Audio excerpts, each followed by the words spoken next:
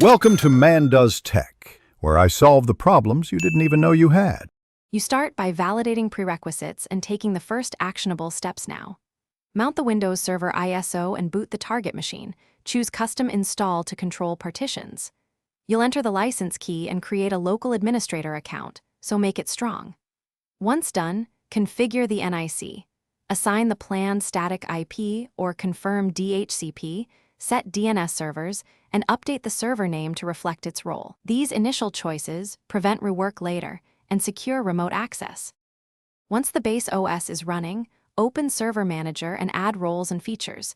You'll pick services like Active Directory Domain Services, DNS, or DHCP depending on purpose. You must promote to Domain Controller if providing AD, follow the wizard, set DSRM password, then verify DNS zones.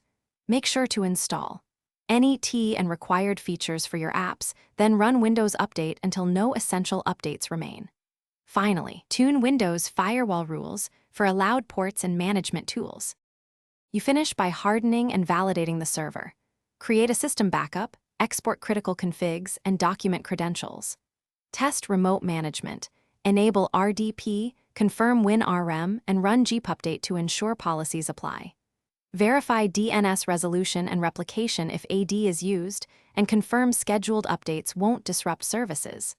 If something goes wrong, check Event Viewer for error codes, ensure dependent services are running, and test network connectivity with ping and ENS-lookup.